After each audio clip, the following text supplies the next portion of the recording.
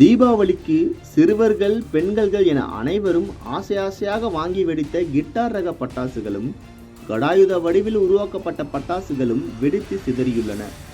இந்த பட்டாசுகள் வெடித்து சிதற காரணம் அனுபவம் இல்லாத வடமாநில தொழிலாளர்களை கொண்டு தயாரிக்கப்பட்டதுதான் என அடுக்கடுக்கான குற்றச்சாட்டுகளை முன்வைக்கின்றனர் பட்டாசு தயாரிக்கும் பணியாளர்கள்.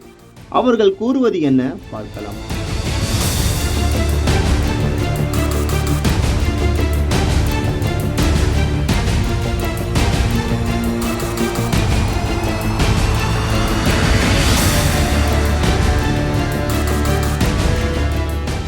விருதுநகர் மாவட்டம் சிவகாசியில் தீபாவளிக்கு இந்த ஆண்டு புதிதாக அறிமுகம் செய்யப்பட்ட கிட்டார், கடாயுதம் உள்ளிட்ட பட்டாசுகள் புஸ்வானத்தில் வைக்கக்கூடிய மருந்துகளான சல்பர் அலுமினியம் பவுடர்களை கொண்டு தயாரிக்கப்படுகின்றன. இப்படி புதிதாக உருவாக்கப்பட்ட புதுரக பட்டாசுகளான கிட்டார், கடாயுதம் ஆகியவை வணிக நோக்கத்திலும் குழந்தைகளை கவரும் வகையிலும் சந்தைக்கு வந்தன. பொதுமக்களும் குழந்தைகளும் இதனை ஆர்வமாக வாங்கிச் சென்றனர். தீபாவளி நாளில் சிறுவர்கள், பெண்கள், இளைஞர்கள் உள்ளிட்ட பலர் கிட்டார், கடாயுத பட்டாசுகளை வெடித்த போது திடீரென வெடித்து கை மற்றும் முகத்தில் பலத்த காயம் ஏற்பட்டது.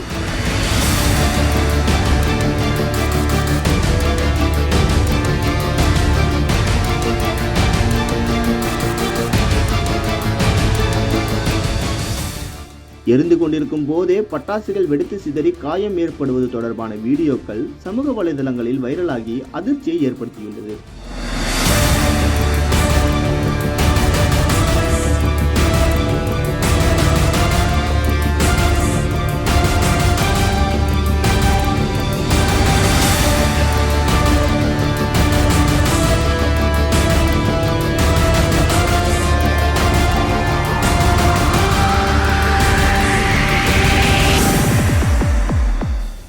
பட்டாசு ஆலைகளில் போதிய அனுபவம் இல்லாத தொழிலாளர்களை பணிக்கு அமர்த்துவதாலும், குறைந்த சம்பளத்தில் அதிக நேரம் வேலை செய்யும் வடமாநில தொழிலாளர்களை பல பட்டாசு ஆலைகளில் பணிக்கு அமர்த்துவதால் இதுபோன்ற தவறுகள் நடப்பதாக கூறுகிறார் பட்டாசு உற்பத்தியாளர் முத்துச்செல்வம்.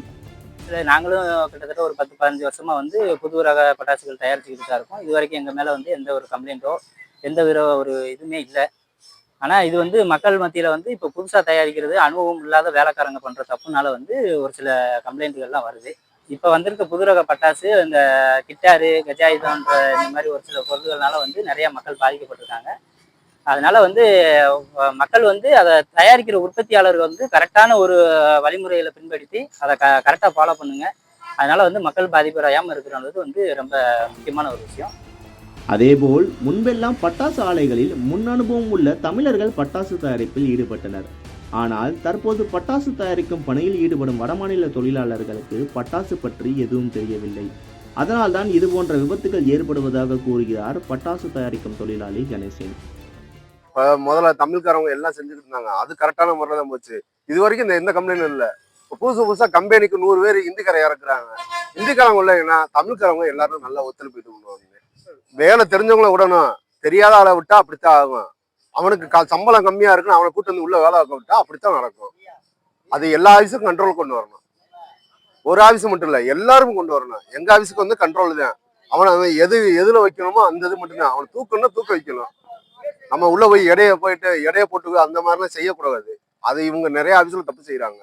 இது எல்லா ஆஃபீஸும் கண்ட்ரோல் எடுத்தா நல்லா இருக்கும். தீபாவளி நாட்களில் பட்டாசுகளை கைகளில் வைத்து வெடிக்கக்கூடாது என்றும், தீபாவளியை பாதுகாப்பாக கொண்டாட வேண்டும் என அதிகாரிகள் அறிவுறுத்தியும் இதுபோன்ற விபத்துகள் அங்கொன்றும் இங்கொன்றுமாக நடந்துள்ளன. இனி வரும் நாட்களில் இதுபோன்ற விபத்துகள் நடக்காமல் இருக்க வேண்டும் என்றால் பொதுமக்கள் விழிப்புணர்வுடன் இருக்க வேண்டும் என்பதே நிதர்சனமான உண்மை. அதேபோல மத்திய பிரதேச மாநிலத்தில் தீபாவளி பண்டிகையின் போது புதிய ரக கார்பைடு துப்பாக்கி பட்டாசு வெடித்ததில் 14 குழந்தைகளின் கண் பார்வை பறிபோகியுள்ளது. 125க்கும் மேற்பட்டோர்களுக்கு முகத்தில் படுகாயம் ஏற்பட்டு மருத்துவமனையில் சிகிச்சை பெற்று வருகின்றனர் என்பது குறிப்பிடத்தக்கது.